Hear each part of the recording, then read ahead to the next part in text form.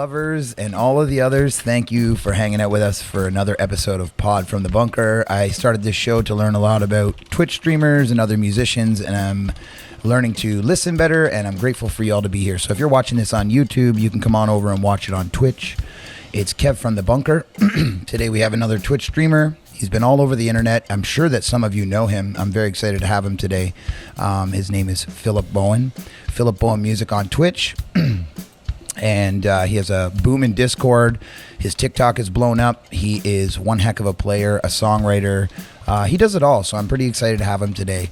So if you check in the links below, all of the links for our boy are actually in the chat right now under the command guest. And if you are watching on YouTube, they will be in the description below. And if you're listening on any of the podcasts platforms, they will be on the description below as well. Excuse me. So that's about it. I got some new merch for Live from the Bunker up. If you guys want to check that out, the merch link is also below. And other than that, I'm just super stoked to have Phil today, so I don't want to take too much of his time. We'll get him in here and we'll start learning about Appalachian music, West Virginia, and the country roads all the way home. So let's do that right now. Phil, you are now live with us, my brother. What's up? Good to see you guys. Welcome in. Thanks for having me in. I mean, I'm so used to doing my own stream. I'm like, welcome in. But also welcome in. We have some people here. I'm sure we have some folks from your community as well. So thank you for being here. And I hope that I can ask questions that will actually teach your community about a few things that they actually haven't heard from you while you're always talking and teaching them about you. So that's what we're going to try to do today. Yeah. Man, first off, I'm so stoked because I'm a Canadian boy, but I have this Appalachian music in me, this Americana sort of thing where Tyler Childers and Chris Stapleton really tickle me, and like even the new guys like Zach Bryan, you have that cover of In the Orange. Something in the Orange. Something in the Orange. Yeah. That kind of stuff really resonates with me, so I'm stoked to have you, man. So what got you started in music, and how did you get your feet wet? That's a great question. I've been playing the fiddle / violin, same instrument, since I was 4 years old. So that's like kind of my first love in terms of music. I just was watching Sesame Street and I saw somebody playing the violin. I started bugging my mom, and there's a little community college in our town that had a music department, and so I started learning the fiddle at 4, and I just fell in love with it. Yeah, man. It just like, I don't know what, music in general, but violin specifically, like that kind of a lead instrument, it just made sense to me, even from a young age. Like I was just like, this is so, it's like a different way to kind of communicate. So I fell in love with it super early. So it's been a part of my life for a long time. Lead instrument is what you said there, and I find that a lot of lead instrument players, they really have a great sense of melody. And you know, we've even been doing some co-writing together, and you came back with a verse melody that was like, wow, this is baffling the way you come up with. Do you think that having the fiddle attached to your jaw really helps you like resonate with the music more? Yeah, I think so. And I think like that, like having it there, because it's such like an emotive instrument where you feel it, like it's a very emotional instrument for people. Yeah. It's intuitive, yeah. And like, you know how like bluegrass and jazz are first cousins in the sense of like both of those styles of music, and you know, country Americana the same way, they start with a frame, but like it's your job as the instrumentalist to kind of like make it your own. Right. And so that really helps like to learn you can do all kinds of different stuff with melody, and it can still be melody and harmony the same way. So it definitely helped me kind of like thinking that way, you know? Yeah. That's amazing, dude. So why do you play music nowadays? Oh man, music brings me lots of joy. Like music across the board brings me lots of joy. It's been a part of my life, you know, since I can remember a memory, you know. So there is so much that's special to me about music, and there's nothing in the universe like playing for people and then seeing them like emote through your music, like feeling that like energy connection. Like that's definitely the drug. Like there's nothing else like that in the whole world. And I don't know. Like I am happiest when I'm doing music. Yeah. And so even when I'm like having these long days where I'm doing session work, and like I'm going to do a Twitch stream now, or I got to go to a gig or whatever, like it's still, even if it's hard, it still doesn't feel like, a hard day at the office or something. Yeah, it's never ever going to be work. Yeah. That's crazy, dude. And so start writing with the fiddle? Did you learn classically? What was the first sort of lessons you took with the fiddle? 'Cause I'm very interested in that instrument. It's one of my favorite instruments on the planet. Yeah, okay. So there's this method of learning the violin called the Suzuki method. Okay. And it is classically trained, but it's a different, instead of being super heavy on the theory up front, instead of like, okay, this is a B sharp, this is a C, this is a D, you're learning like by numbers, like A123, E123, whatever. Right. So Nashville style, like similar to the Nashville number system. Similar to Nashville, similar to that for sure. Okay. And the reason why is that music's just a language, and it's almost easier for a child's brain. So it's meant for like especially for young kids learning music. And then you kind of get the theory on the tail end of it. So like that, because I really am a strong believer in the more theory that you know and understand, the better you can be at, improvising and riffing, because you know the rules of the game and all that kind of stuff. Yeah. But I started out that way, like through this kind of Suzuki method, and the reason why is because my violin teacher for the first 10 years of my playing was an oboe player, but he was the doctor of music at this college. Wow. And so he's like, well, I could teach him, the basics, because he taught orchestra, but he was not a violin player at all. Wow. So he found a method that he could teach me without necessarily having to be a player himself, which is crazy. That's but it worked. Yeah, it's crazy. What I wanted to go through before that question actually is you've actually kind of really blown up on the internet, and I think do you think that people see the joy of you playing? You said music brings you the most joy, and like when I watch you, I'm like, dude, this guy loves it. And I think that people resonate with that. And we talked about you mentioned like the resonation of a live gig, but also on the internet, dude. When you put that out there like that, you're feeling it all the time. Yeah, I think that's a really important point to make, because so I'm gonna try to make a long story a little bit short, but like I had, like a lot of people, I did the college band thing and stuff like that, and then life happens, right? I want I don't want to be a starving artist, so I got my MBA in marketing, got married, I have young kids, and so all of that is wonderful and really enriching. But then I realized, I was like, man, this big piece of my life, I really hadn't put much into it in a few years. And so going into 2020 I was like deciding, okay, I'm going to do something I have a sign on my desk still, and it just says create every day, even if it's something small. And I can honestly tell you that I did that in 2020 and the second half of 2019, 2021.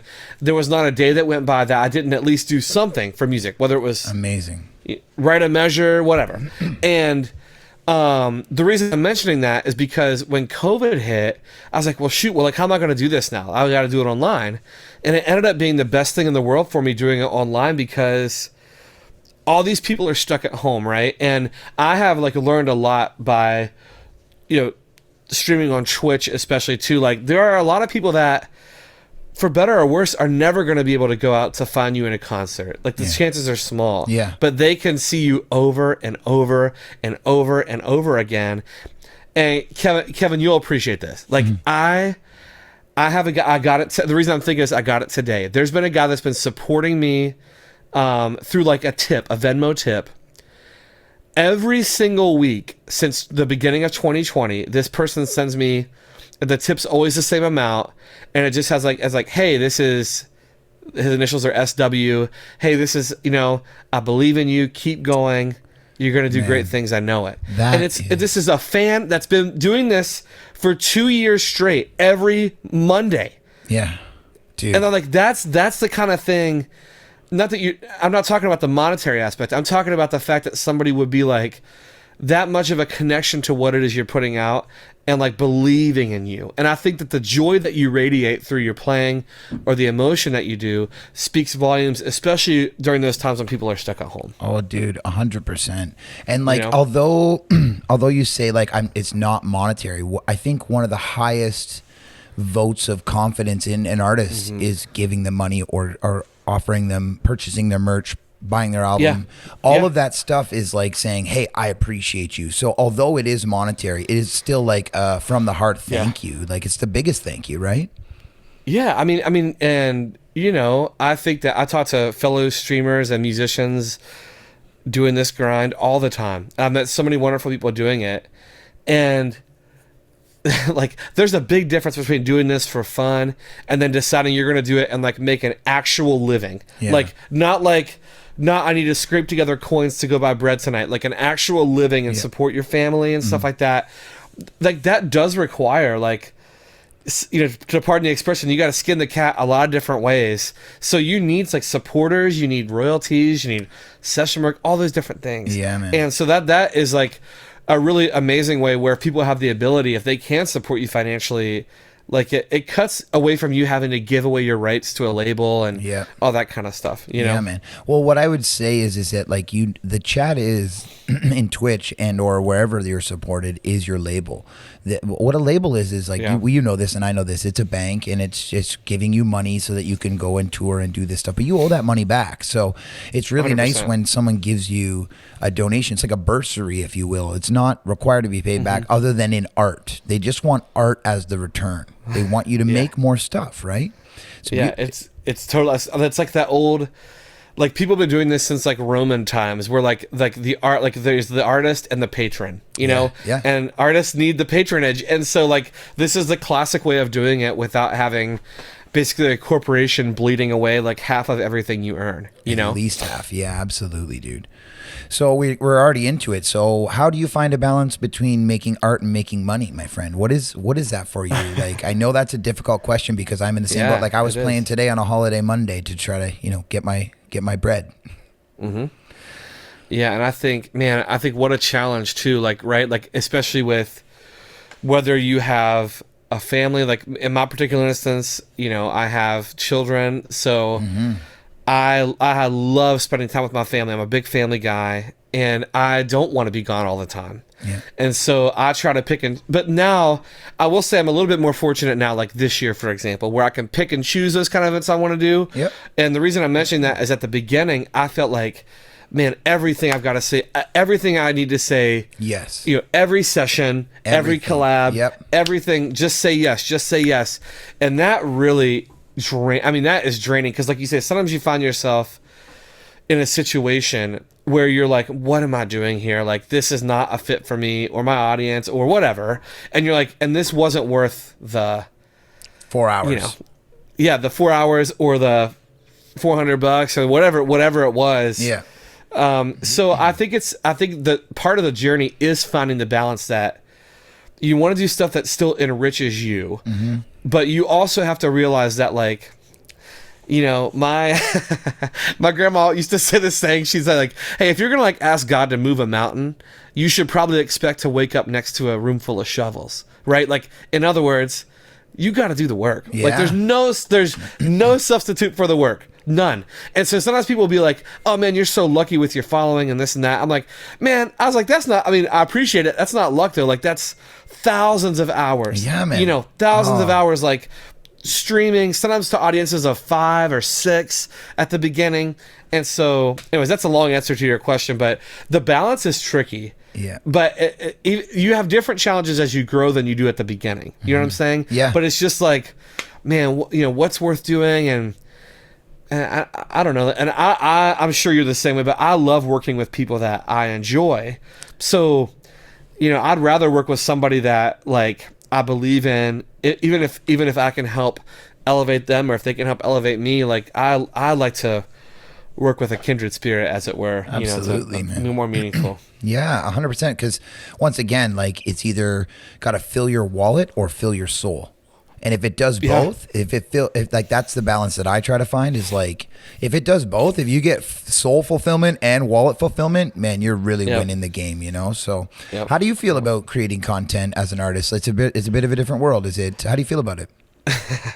I feel that it's interesting. I feel that I really have tried since day one. I don't want this to sound cringy at all, but like, so let's say, for example, today on my TikTok, I will probably hit 1 million followers this year on TikTok. Let's go. At the beginning of this year, I had 210. And then at the beginning of last year, I had 8.5.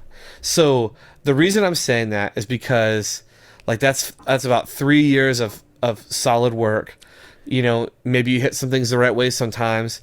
But what I've tried to do is avoid like the plague anything that's not like true to like what I'm trying to do. So like what I don't ever do is I don't like post a video of me like pranking somebody at the grocery store. That's not my content. Yeah. My content looks it's all music related all the time. And so I feel like that is one of the ways that it kind of helps you keep your sanity, right? Like, okay, like I don't feel like I'm selling out just to get a few extra views, right? Because that stuff's never worth it. Like I have a musician friend that did that, and then it ended up being his only videos that would get views were the ones of his cat, and he's like, well, this, like, I've got followers, but this sucks because they're all here for the cat, not me. So like, yeah, like that doesn't do you any good as a musician, right? If everybody's just following you for your cat. 100%. So yeah, it's the content game is crazy, but like I have to have a process. You know, like I don't create content every day. I have a couple of nights a week where create. I got my nice. I'm blessed to have like real studio lighting now, and I have like people send me hats all the time. So let's say I say, okay, I'm gonna for 2 hours I'm gonna record videos, and so I just change the light so it looks like a different time of day. Change the hat, change the shirt. I've got a whole box full of shirts and hats over here, and I'll record a ton of content, cut it up, batch it out, and I just set it to go. And that's the only way you have time to do it all. You know. 100%. And so how many different platforms are you creating content for? You do it Instagram, TikTok, YouTube, Twitch. What is it, all of it, or is just what do you pick and choose from? I make one piece of content typically that can be like I use CapCut. So if anybody in the chat is a creator, my favorite, I'm not a video editor, and I never endeavor to spend more than 5 minutes like editing a video. Right. Like if it takes me more than 5 minutes, it's too long. So like I use CapCut. It's because I do everything from my phone, and then I use the same video for TikTok, Instagram, Twitter, Reddit, and a YouTube short. So when I do a video, I use it. I get and Facebook. So it really gets posted in 6 places, and then I try once a week if I can. This is a harder one to record like one long form horizontal video for YouTube, because YouTube, once you monetize it, it can be pretty decent. At least it's like another little extra source of income. Of course. So I try to like keep that going too, but you know. Yeah, man.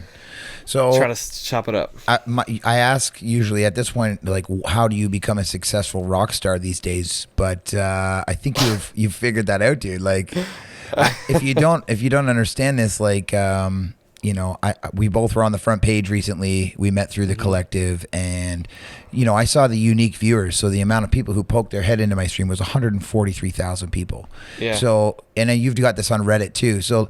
99.9999999% of musicians will never play in front of 143,000 faces. Right, correct. Like, so we're in a very special echelon of people, and you're a rock star, dude. Like, you're gonna reach 1 million TikTok followers. You're a rock star. So I ask how you do it, and you just told us, like, you gotta work hard. Six platforms every day or week, a couple times a week at least, and you got to sit there with all the different hats, physically and literally, you know, or physically and metaphorically. You have to wear all the hats. So do you have anyone help you on any of this stuff? Any editing? Anyone make thumbnails for you? Do you have a team at all? I do. I have tools that I really love, and if I'm going to use a tool, it needs to save me time. Yeah. And help me multitask. So like Canva is like a godsend. Like I can make a YouTube thumbnail in like 5 seconds. Yep. I do have one person that helps me now. She just helps me with the admin stuff. Like, so, like, for example, the sheer quantity of Instagram messages and TikToks, people filling out forms online. They want like a custom piece of music for their wedding or whatever, and I love doing those. It's a great income source, and it's really fun to do for people, like a custom version of a song for their wedding or whatever. But like, there's no way I can intake all of it, so I have one person helping me with admin, and then I automate everything else. So like, for example, once you take the time to get your so this is where my work experience in the professional world of digital marketing helped me, is that like, I was like, okay, cool. Like, I want to record one video and I want to use it 6 times, but I only want to press one button. So like, I use Zapier to like set up everything, and then like I just schedule out the posts. So it takes me maybe a couple hours of admin work a week, but I have 5 or 6 posts that go a week to 6 platforms. Amazing. And I just have like a process I try to just stick to my process. Guys, that's and then 30 it just video. keeps going. Sorry, I don't mean to cut you off, but if that mathematically, that's 30 videos a week. There's no luck involved here. I mean, the luck is when preparation meets opportunity. And so you're prepared. Yep. You're prepared musically. You're prepared with all of the content. And then when something hits, they got other things to watch, dude. Yeah, I mean, it's like the old saying goes, like, you got to be present to win, right? And so, like for example, this is an example, like, from the very beginning. I was playing a show back when Reddit had this cool live stream going, and it would give me these big audiences. Yeah. And I was playing, and I made up a silly song about being stuck in quarantine. So unbeknownst to me, an editor from Yahoo.com was watching the Reddit stream, and the next morning I wake up to realize that this editor from Yahoo is like, "Hey man, I was in your stream. I wrote an article about you. I hope you don't mind," and sent me the link. And my phone was just going crazy. I was on the front page of Yahoo.com. Oh my goodness. All because, like, I did, and that was a night where I didn't want to stream. Yeah. I was like, I just don't feel like doing this tonight, and I did not have a good attendance at all. Like, it wasn't my usual. RPAN. I was kind of. Yeah, RPAN was just down the dumps. I just didn't hit the front page. It was not. I was like, man, that was just a waste of 2 hours. And then, of course, and some of my best streams have been, in terms of something happening after the stream, like a week later or 2 weeks later, have happened when times like that where I'm like, oh, that's why you can't get married to the number of people in the room. No. Is that, like, I don't know. I try to do every show like it's the best show. Yeah. Like, and that way, whoever's there, Well, and I said to it in the Discord to a couple of musicians and stuff. It's like the total number on the front page never matters. It could be 15,000 or it could be 4,000. But if you have 4,000 people watching you and then 3,000 show up the next time, right, that's right. It's way better than if you had 15,000 and only 3 people show up again. So what's your turnover and stuff? So it's really about capitalizing on those opportunities and really showing what you got in that moment, I think the name of the game, as we would say in the marketing world, is, followers or traffic is it's a metric. It's a number. But the number, engagement. like, the metric is engagement. Yeah. So, like, okay, fine, you watch my video, but did you follow me? Did you share it? Did you come back and comment on it? Yeah. Uh-huh. All of that and so, stuff. and sometimes, Kev, like, at the beginning, I would see somebody sometimes would come to, like, 5 live streams sometimes before they would actually follow me. Or they would see 5 Instagram videos before they commented or something like that. And so that's why, like, there's so much to be said. And a big shout out to my parents. Are both, they bootstrapped it, both had really great careers, but, like, literally from the ground up. Mm-hmm. And my mom used to tell me, she's like, do whatever you want with the violin, just don't be mediocre. Like, if you want to be great, but just don't be like, don't be mediocre. Like, you know what I mean? Like, the best advice, dude. And it is, because the reason why it's such good advice, and not just for music, as you could tell, I'm very passionate about it. The reason that it's such good advice is because there's no shortcut there. You have to put in the consistent work. That's all that gets you there. Yeah. That's it. It's easy. There's 16 new DJs every weekend because they can just go buy turntables and throw it down. But there's not 16 new fiddle players every Monday. It takes 10 years. Right. Right. Like, that's exactly right. It's the time to put in, and everybody wants to be. It's everything, right? So they want to be quick and done. So when did you first start writing songs, dude? I would love to hear an original tune of yours. When did you first start writing? I started writing songs when I was probably in high school, maybe late middle school. I think like high school. And then I really started getting into writing songs when I was in college because I had a few friends that played the guitar. Mm-hmm. And so shout out to my dad, because my freshman year of college, I had a few friends that I was playing music all the time with the fiddle, but then, like, I had a few friends that had, like, I had one friend that had a really nice Martin guitar. Yeah. And I was like, ooh, that's cool. And I wanted to be able to play and sing at the same time, which I cannot do with the fiddle. And so I was, like, stealing their guitars all the time. Can you teach me? Can you teach me? Can you teach me? I was like, every spare second, literally, I was trying to figure out a G chord, a D chord, whatever. Mm-hmm. And so then, like, that summer for my birthday, my dad got me, like, a Fender acoustic guitar kit, and it had, like, a DVD of this, like, old guy in a ponytail, like, just with jam tracks and stuff. And dude, I wore that thing out that summer, and it took me because of the fiddle, like it took me a few months, but then I felt like after like 3 months, it just like started really clicking for me. And then that like changed the songwriting game, because it was like, okay, cool. Like I have a accompaniment instrument, not just a melody instrument, and I can really try to let it sail, you know? Yeah. So songwriting, I mean, I'm sure you've written instrumental pieces previous to this, but writing with lyric and melody is a whole different game. So what do you think is the most difficult part about songwriting for you? I think maybe, as cheesy as it might sound, is that you want to try to be authentic, and you also want to be generally specific. And so what I mean by that is that, like, if I write a song, for example, and it's about like my day at the beach, but it's like literally about just me and my if it's too specific, nobody can relate. Right. But if it's like generally specific enough, then everybody can relate, even if you tell a personal story. So like, I love to tell stories when I write songs. It's kind of the style I write. But then I just try to just resonate with like real feelings and just try to be honest. And the more honest I am when I write songs, the better they typically are received. Totally. So I think quantity. I said the same thing. I said the first time anyone cared about my music was when I was embarrassed for my parents to hear it. Yeah. Oh, yeah, totally right. Like, I didn't want them to know that I was heartbroken, right? Or that I was, divorcing my wife at the time. I didn't want them to know that. So I was really embarrassed about the song getting out, and everyone really resonated with that. But what are you going to play for us today, Phil? Because I'm excited to get to your first tune. Let's do an original. Okay, so let's do I don't know. Let's see. Let's do I will write one for you. This is one of the first songs, and this has a good story behind it. It's the first song I released on one of the first ones I released on Spotify when I started getting back into it, and it's done super well. It's called Lightning Bugs, and I love this. Yeah. I recorded this like through like 20 different video takes on an iPad because I didn't know what I was doing. So like the audio you hear on Spotify is literally like I did like 6 front to back single take, like, okay, here's the guitar, vocal harmony, second harmony, fiddle 1, fiddle 2, and then I stacked them all up in iMovie, and I tried to like add some reverb through this like Korean app that I found. Dude. And so like,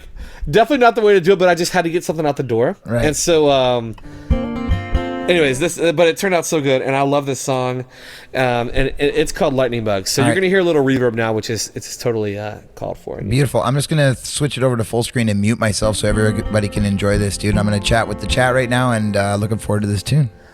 Awesome sauce. All right, everybody, this is called Lightning Bugs, and you can listen to it anywhere you get music. And for the guitar players in the room, the song is in F major, and my favorite way on the planet to play the song of F major is putting your capo on the 5th fret and then playing C-form chords, so you can do like a lot of the movement and stuff. So if you're a guitar player, that's what I'm doing. That's what you're hearing. Anyway, this is Lightning Bugs. I hope you guys like it.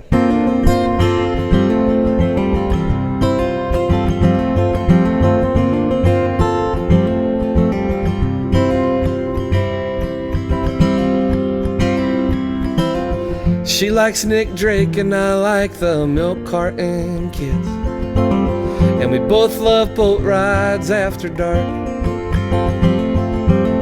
Sometimes we use my phone to find the constellations, and dancing on the water we can count the stars.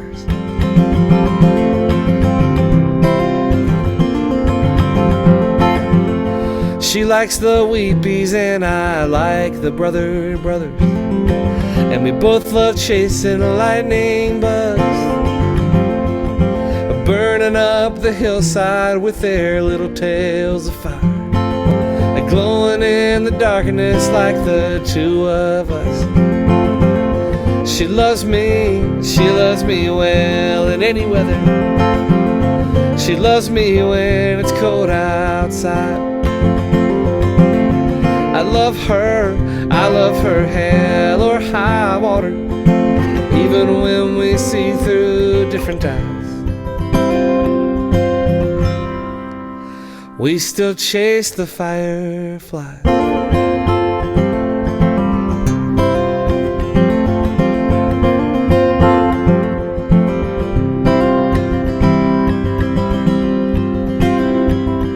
She likes Coldplay live and I prefer Lake Street Dive. And we both love how concerts make us feel. And when we're on the water watching time fly by together, the mountains and the moonlight play our favorite song. She loves me, he loves me well in any weather. She loves me when it's cold outside. I love her hell or high water, even when we see through different eyes. We still chase the firefly.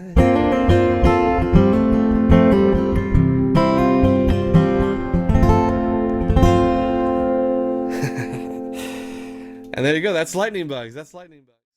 Thank you, chat. I appreciate it. Dude, we had lighters in the chat swaying along. That was beautiful, man. Thank like you. you said, I like the way that you voiced it with all the little movements, like you said, on the fifth, right? You said C position? So you basically like to play F major, you put the capo on the 5th fret. Yeah.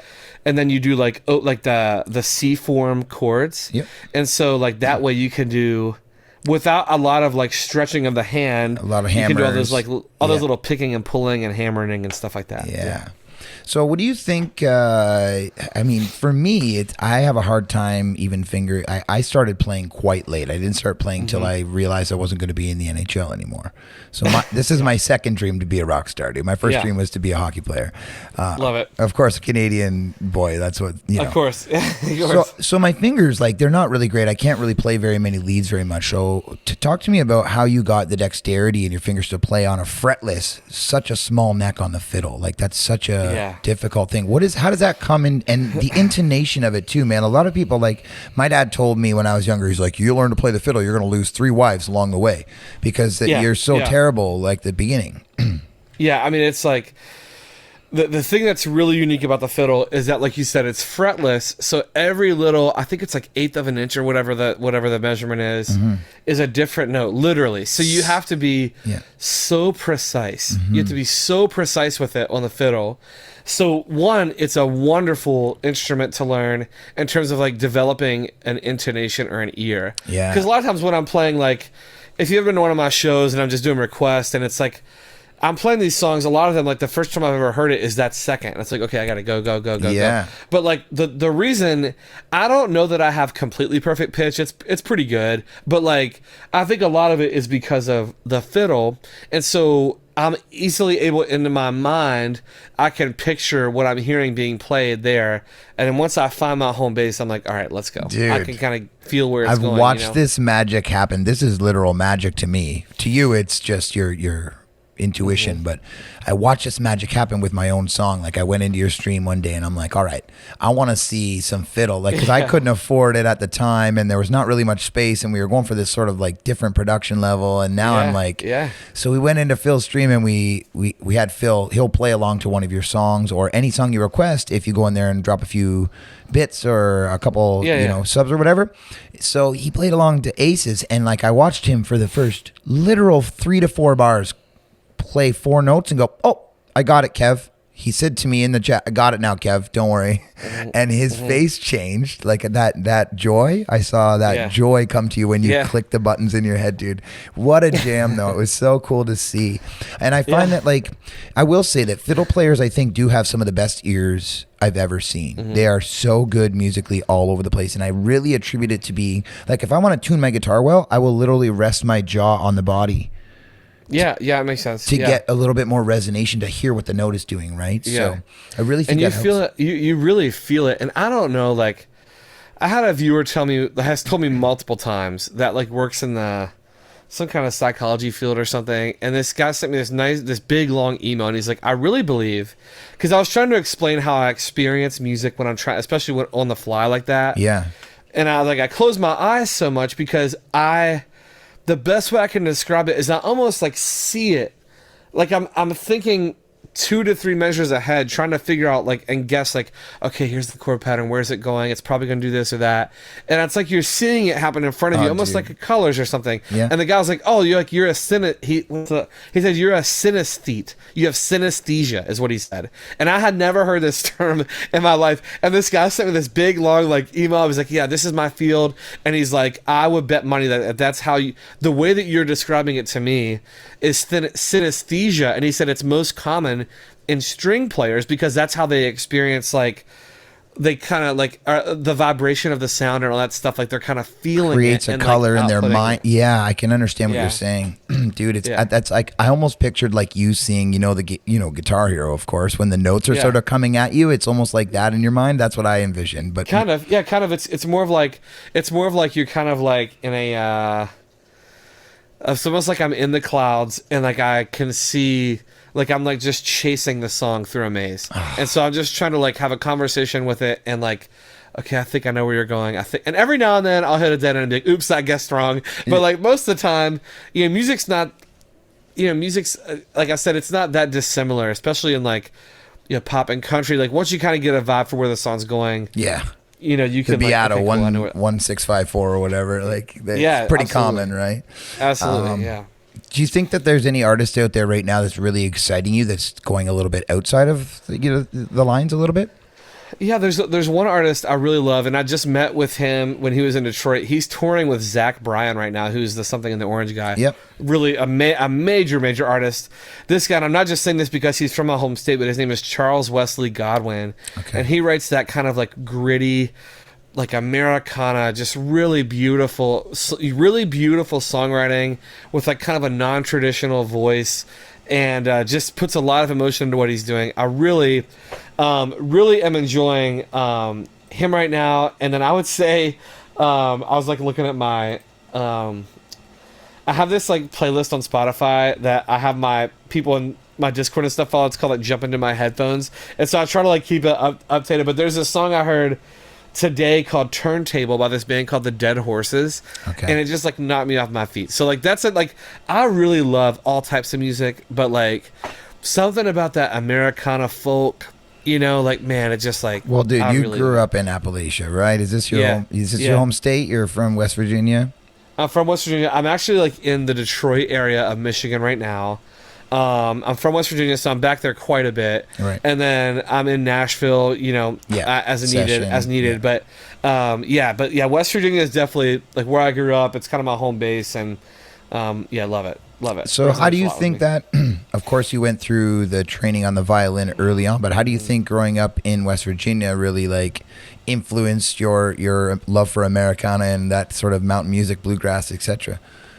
I think a lot of people there, like it's one of those places that like the region of Appalachia generally and like West Virginia within that region, like music is a big part of the culture. And so like a lot of times like for example, every church gathering there's going to be music. If you're like at a Christmas party at somebody's house, there's going to be music. Like it's all, and then not like on the stereo, like people are bringing their instruments with them to a party. So like that kind of thing. And then we have like stuff like I used to go to this thing called the Vandalia Gathering. It was like a big kind of like folk music bluegrass festival, and everybody just brings their instruments and it's like a big party and you all play, and then there's like fiddle competitions and stuff like that. So I feel like being just immersed in that style, like in that kind of feeling of music, like it becomes more than just something you memorize. It becomes like you really want to tell those like passionate stories and stuff like that. Cultural. Well, I'll just mention this. The Appalachian Mountains actually stretch up into Canada. So the mountains that you're That's on, true. that range goes all the way up into New Brunswick and into sort of Yeah. Nova Scotia area. And in New Brunswick and Nova Scotia, there is a heavy Gaelic and Celtic background. So a lot of Irish folks came over on boats and stayed there. So we have what's called kitchen parties out east. So it's very similar. There's a banjo player, there's a fiddle player, there's probably a mando player and an acoustic guitar, and then the whole family is 100%. stomping and playing. And like it's not the same style as Appalachian music, but it's that kitchen they're called a kitchen jam party is what they're called. Every dinner you go to with your family, when dinner's over, the coffee is served or the booze is served and you all start playing music together. That's just what happens. So I think that culturally stretches all the way up into Canada, dude. And I've been out east in Canada, and it's just like it. I feel it. And people like the thing that like is so special about it is that like people get songs that are passed down to them from like generation to generation. So like you learn the songs because some old timer you might know like played it at your mom's house once or this party once, and so you're like, oh, that was really cool, teach me that. And you know, like that whole region, there's like so many Irish and Scottish immigrants, and so like those flavors come through in the music. yeah. That's what's special about that region specifically, is that like it's got those like all those like immigrant like melting pot roots in the music. Absolutely. Which is really cool. So outside of, did you play in the church? Did you play gospel music at all? Yeah, I did. So my dad, like growing up, like he still does that. Like would do all the music at the church I went to. Like was like, you know, like there's a small little country church choir, and he would like lead the singing on Sundays. And so what's so great about that as a kid is that, like, you know, if you're getting up in front of the church and playing your instrument, you kind of like grow up getting over that fear of playing in front of people. So okay, so you know, of course everybody messes up. You mess up, life goes on. Okay, that wasn't that bad. Like I can survive that. Yeah. So then like I always feel like that is such a gift when like your kids grow up in that kind of environment where they're playing in a church setting or something like that, because they get that like stage fright stuff. It's forgiving. You know, it's not as big of a deal. It's forgiving, and you're going back next week. So it's like, oh, I messed up this Sunday, but next Sunday, guess what? I am not going to mess that note up. You know? Yeah, and you face the same people, so it's like, okay, and then you realize like, oh, okay, like people still love me even if I whiff on something, or I play the wrong note or the wrong key or whatever. Like that's a great it's a great life experience. And then, you know, you can, when you get to be an adult and you start playing in front of big crowds or whatever you do, it's much less intimidating. It's like, oh, okay, I can do this. Yeah, just these are strangers. I can do this. Yeah, the amount of time on stage. So that artist you mentioned earlier, can you say his name again? Who's on tour with Zach Bryan right now? Yeah, his name is Charles Wesley Godwin. So he excites you enough to? Does he excite you enough to get you, away from your family and go on tour with him, or? Well, that's probably one of my biggest conversations I have with myself lately, is that like I have a lot of demand, or people ask like, oh, I want to come here, come there, and I really do next year want to try to get some kind of like tour together, even if I do like mini like okay, like I'm gonna do like 5 stops, and then in the spring, and then 5 stops in the summer, and then 5 stops in the fall, you know, like just because like I don't know. I really like, it doesn't appeal to me to be gone all the time, but like you know, man, like I have been to like several concerts like that where I go with friends and just see them doing their thing. I'm like, oh man, I got to do this. And it's just like, it's so magic. So it's just like, that's the hardest decision for me these days, is like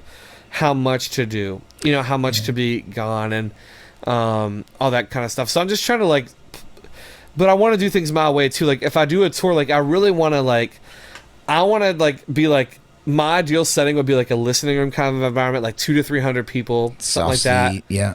You know, and then where like it feels a little more intimate, and we just have like a lot of fun. Like I'll do some fiddle stuff. I'll have the guitar. We'll do, you know, like I want it to feel like one of my live shows online where people like feel right at home. Yeah. You know, they want to feel comfortable. So it's definitely going to happen more next year. I just have to decide like how far I want to go with it, you know? Yeah. And like, again, I think that you've done so great online being locked at home. I think that you might actually find a little bit more success than you think out there. There are people in all corners of this North America now, because like even Canada, like there millions of people know who you are. So you might find a great success doing that, man. I would encourage that. And if you could do it, you know, with the family, that'd be kind of cool too, right? Yeah, totally. And I've had somebody, this is so interesting that you mentioned that, because I've had people from like on the industry side in UK, like my 2 biggest areas outside of US and Canada, like Spotify and iTunes, is like Australia and the UK. Yep. And they're like, oh my gosh, like if you come to the UK, we guarantee you we could get you like, whatever, 5 performances, 10 performances, do your thing and go home. And I was like, that'd be such a rad experience too. You know what I mean? Just to like do that overseas, just go to a quick circle. It'd be amazing. Yeah. I would love to do that. Yeah, man. Well, it's all coming for you. All right, that's for sure, man. I could see the growth thanks, coming. man. So I you were appreciate gonna it. you were gonna play another original tune for us, and I haven't Yeah. talked too much about songwriting because I'm so into the fiddle and also the marketing aspect and all this stuff online. of You're course. crushing it so much. But did you write this song on the fiddle? Or are you gonna play some fiddle, a cover song? What's going on for your next performance for us tonight? Well, maybe what I could do to kind of do like the best of both worlds is maybe I do this on my live streams a lot. So what I'll do is I will play an original, like the track, and then I will play over it with the fiddle. Okay. Because it doesn't have a ton of fiddle in it. Yep. I'll play over it and sing with it, and then we'll do kind of like the best of. Both worlds. Yeah, exactly. Looking forward to it. Okay, I'm gonna throw you on full screen. What's the song called, All right. Phil? So the song is called Anymore. It's called Anymore. Oh yes, I heard this one. Yes, okay, I know this one as well. I know both the songs. Love tonight. it. Right on. Okay, Love I'm gonna it. throw you full screen. I'm gonna mute myself. It's all you, brother. Okay, cool. So you should hear some like nice wet studio sound. Now this song is called Anymore. I wrote this kind of about like loss and really in honor of my grandparents, and I think you guys are gonna love it. It's called Anymore. It's by me, Philip Bowen, and here you go. Let's see here.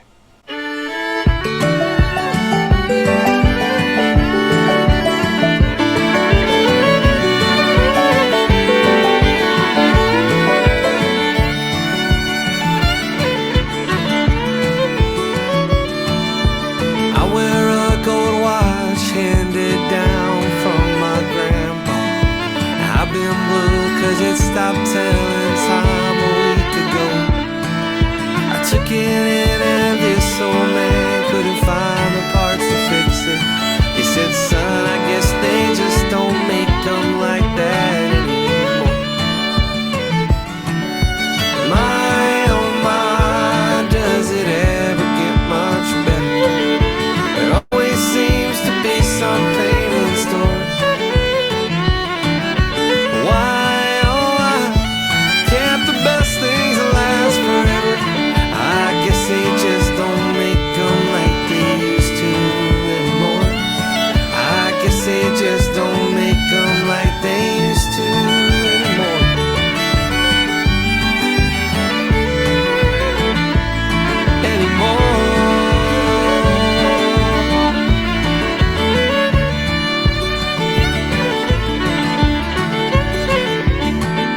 The day they buried Mama, it was snowing on the mountain. I was fighting back the sadness through every note in every chord. The tears are rolling down, but then I saw my grandpa smiling. He said, son, I don't think they'll ever make them like her anymore. My, oh my, does it ever get much better? There always seems to be some pain in store. Why, oh why, can't the best things last forever? I guess they just don't make them like they used to anymore. I guess they just don't make them like they used to anymore.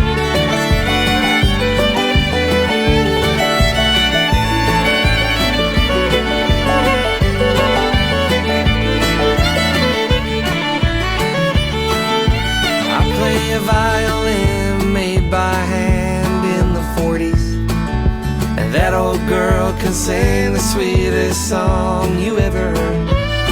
And I can see him up there dancing to the waltzes I am playing, and I bet that they don't miss this old world too much anymore. And I bet that they don't miss this old world too much anymore. My, oh my, does it ever get much better? There always seems to be some pain in store. Why, oh why, can't the best things last forever? I guess they just don't make them like they used to anymore. I guess they just don't make them like they used to anymore. My, oh my, does it ever get much better? There always seems to be some pain in store. Why, oh why, can't the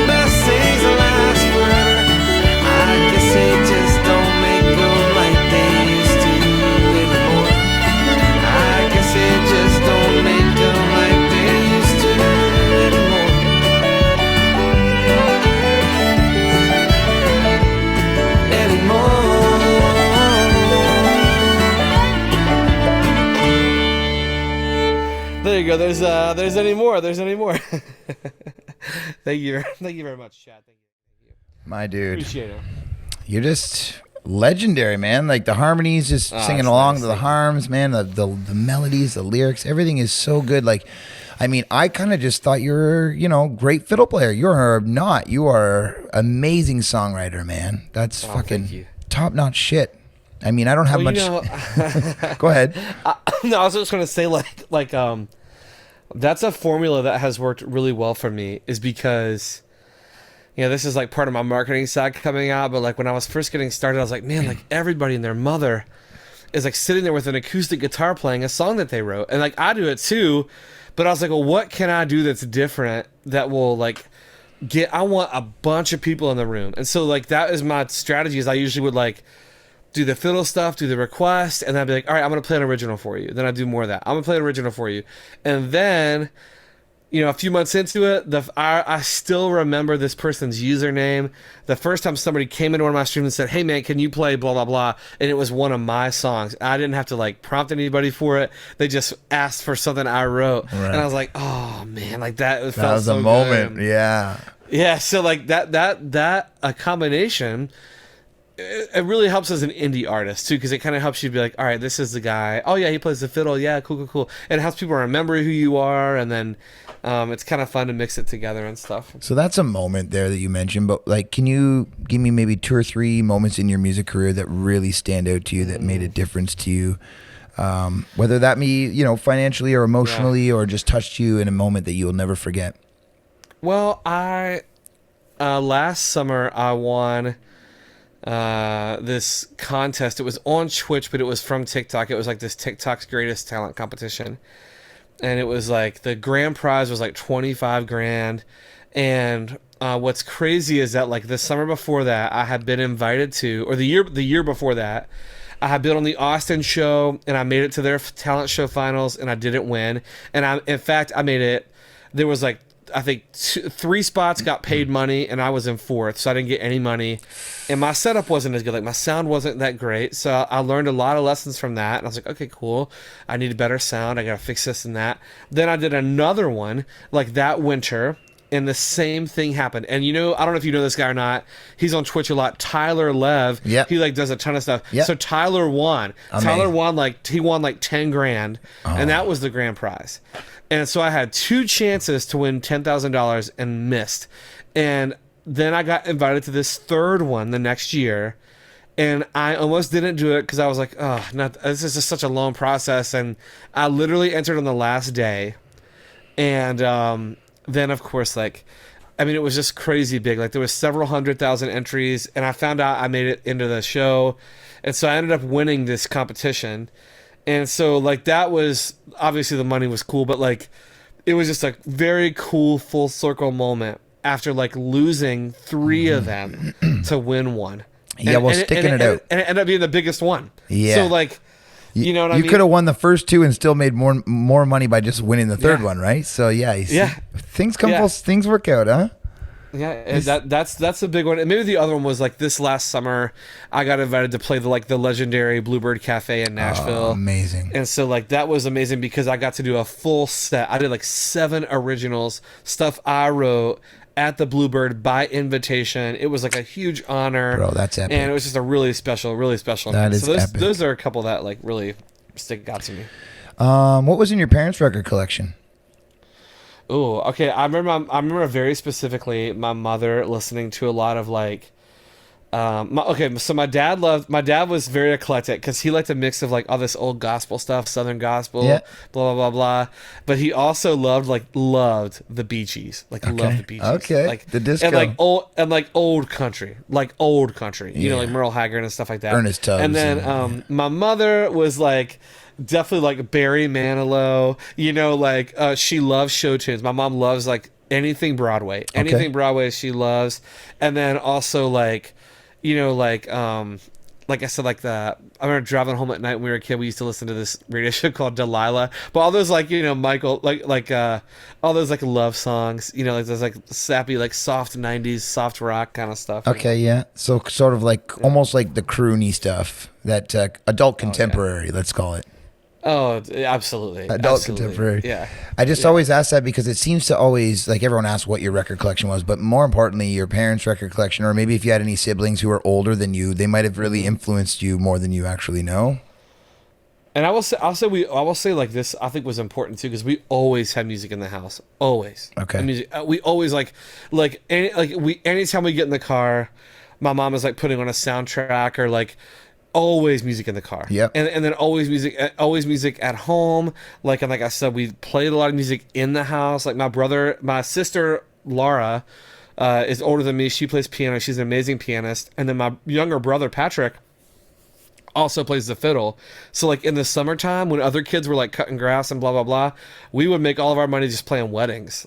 So we played together so much. So like, that kind of helps you establish kind of who you are too. Yeah, and like sibling intuition. Do you think that playing with your siblings Yeah. is just Oh my gosh. easier right away? Yeah, my dad's whole side of the family is like super musical. So I have some cousins that like some bigger families, and like the one like all four sisters might sing together, and like siblings and even cousins, Yeah. like singing together Oh, and it's like different. oh my gosh, like the harmony blend is so crazy. And even like playing instruments, like if I sat down with my brother and sister, it's just like, you play sports with somebody for a while, you know where they're going to be before they're there. Yeah. So like, Yep. it's really a crazy thing. Nah, dude, that's awesome. I love that. And I think that like the whole family thing is really difficult. Like I learned a little bit. My dad played bass growing up. He was delegated to the bass player in the band. So I always had, we they're like, hey, dude, here, take this 4-string and start playing. And he's like, sure. Yeah, totally. You know Totally. what? His first bass was a 67P bass. It's worth a ton That's of money sweet. now. It's still That's around. sweet. So nice. So I do have a little bit of family music, but I think that just whole playing with the family, like the kitchen jam parties and having it on all the time is so important, Heck dude. yeah. Heck yeah, man. If you were to go on tour with any artists, 2 artists, dead or alive, what do you think? Dead or alive? Yeah. Okay, so one of my favorite artists all time, and the reason I'm saying this name is because it's James Taylor, is because I remember this song Copperline by James Taylor. I remember listening to it on a CD that my parents had. It was like my dad's CD. It was like some best of whatever year CD. Yeah. It was a best of James Taylor CD. Okay. And I remember listening to this song in the car in the back seat, like on my Walkman. And it was the first time I remember like vividly being like affected by like the actual lyrics. Okay. The lyrics, like the words, and like They being touched taken you, to a yeah. place in the story. Yeah. And I love the way, you could probably tell like I love the way that he tells stories. And so like I aspire to tell stories as good as he did. So I think that would just be amazing because I love James Taylor. And then I don't know, man, the other one, I don't know. It's so hard. Maybe like John Mayer because he's just such an incredible musician. Yeah. And you could play like 5 different styles in one night, which would be kind of cool. Totally. It's hard to say. Yeah. What would you guys have on the rider? James Taylor, John Mayer, and Philip Bowen. What's on the rider in the back green room?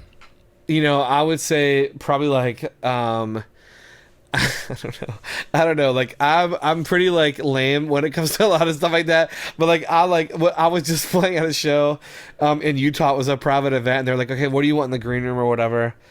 I really hope that doesn't sound weird. But you know what I mean? Like they were like, what do you want? What's your rider? So I'm like, oh, okay, like honestly, just like lots of iced tea, lots of sparkling water. Like I just want fresh fruit. You know what I mean? Like whatever. Like I'm pretty lame, but they're like so I would imagine just like a really chill vibe. I imagine like just like comfortable furniture, a great sound system, really good snacks, cold drinks. Maybe some big fat cigars or something. I don't know. I could see that. I could see like it being a real chill, like laid back. I mean, could you imagine just like riding with people like that too? Just sitting down, like playing your guitar and writing. Right. That'd be amazing. The beer's flowing, the cigars are burning and going into the ashtray, and you're writing shit down on the back of a cigarette pack or something. That's what they did in the day, right? Yeah. It's crazy. Totally. That's fun. And is there a venue that you would love to play in your lifetime with these two guys? Like, if there's a dream venue to play, what is it? You did the Bluebird, dude. I did the Bluebird. That's like definitely a bucket list. There's 2 more that would mean a lot to me. Like one is they're both like we're talking about like Nashville spots. Like the Ryman would be amazing. It's a legendary venue. I'd love to play there. Of course. I would love to stand in the circle at the Grand Ole Opry and like play something I wrote. Like I think that'd be just like dude, just a dream, come true.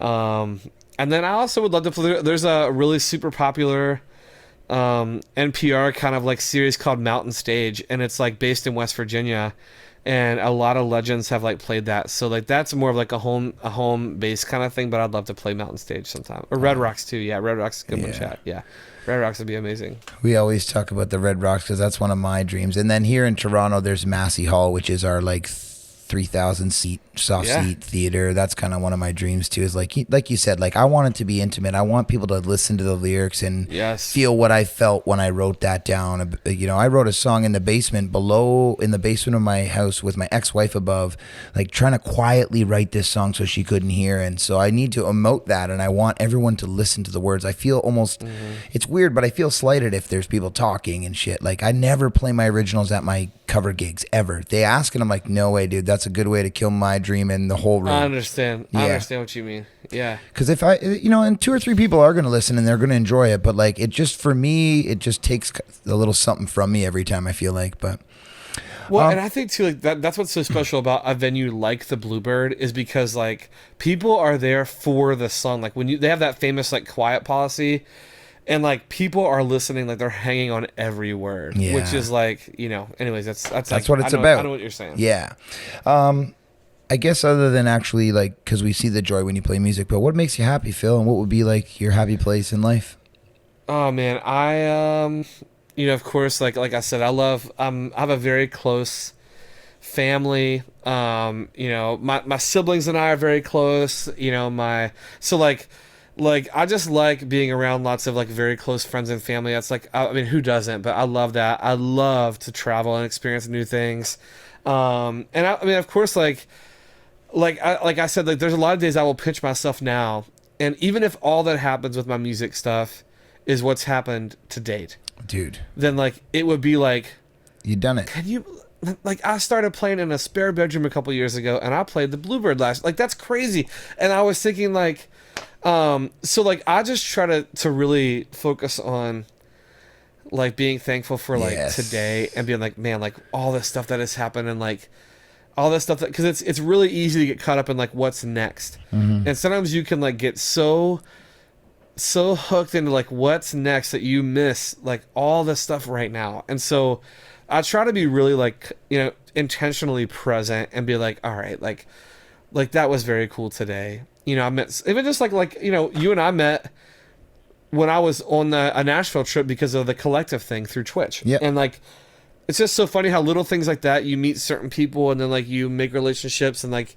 all these different little branches out happen. So anyways, I just try to be thankful for what's going on right now. And like I said, it goes where it goes, but I'm just trying to have fun with it and see what happens. Currently, as we're doing this live, it is Canadian Thanksgiving. So nice. Yeah, nice. I'm very thankful for having you today, man. And I think that even with this podcast, if I take a moment and look back at where I started and where I am now, and how smooth things are going, and just my better listener and so on and so forth, I think that, we all have to take a minute to just check back and go, you know what, everything's going great. We've done some good things, and we're always doing 1% the next day. And I think you really nailed it, dude. It's having the joy on your face when you play brings the people, and being so grateful for it keeps the people here. And I think you're a rock star, dude.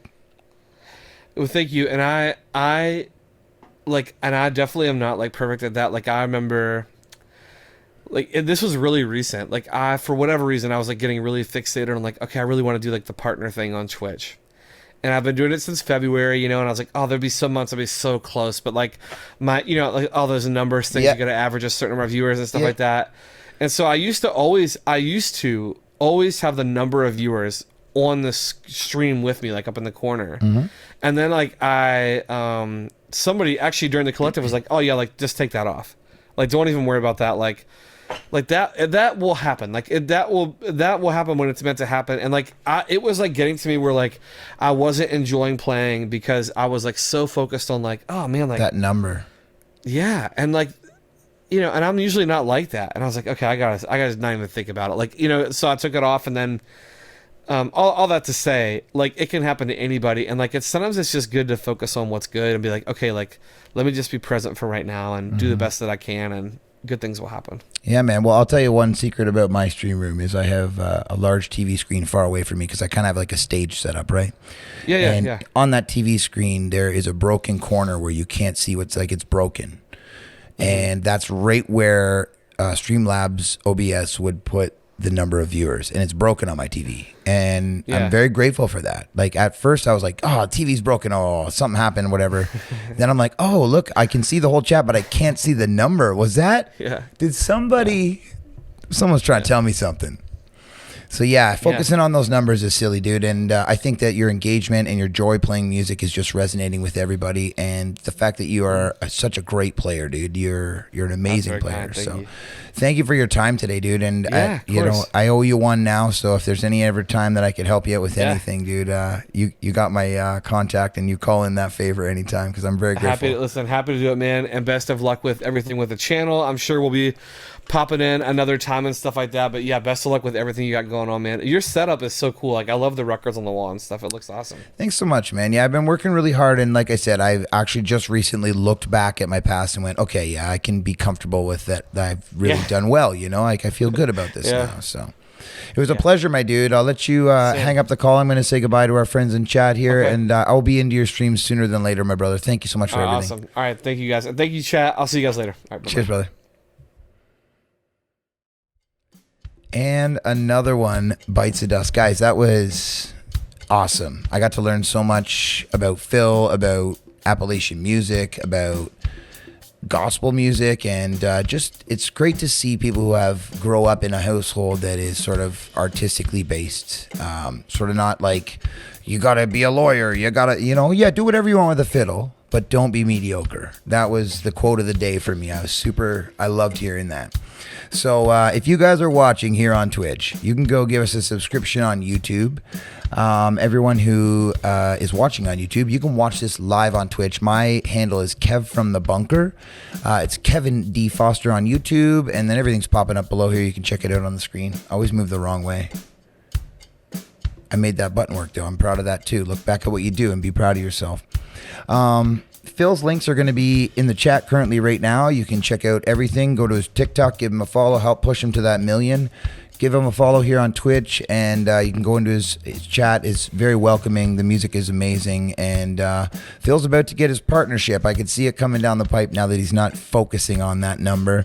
Other than that, all my links are below as well, so hit me up on Instagram, TikTok. My TikTok's a little bit sleepy. I got to get to that. Check out the merch link. And if you like all these videos I put on YouTube and out to all the podcast platforms, we do have a $3 Patreon. If you go to Patreon, command Patreon or patreon.com/KevDFoster, it's $3 a month. And I do 2, 4, 6, 8. I do 8 videos a month on YouTube for $0. So if you'd like to give me $3 a month on there, that would be cool. If you watch the podcasts on there, if you watch the live sessions I do on there, and I'm going to be doing 12 a month because I'm going to be doing the new albums from the Bunker Show where I play CDs that are not on Spotify, Apple Music, or any of the streaming platforms. These are CDs that got lost in the transition. Rick Beato calls it digital dust. They didn't make it from CD onto the streaming platforms, and the bands broke up and had kids and did whatever. So I have those CDs to play for you. It's kind of a boutique music show coming up. So stay tuned for that. And I guess other than that, until next time, keep it between the mustard and the mayonnaise.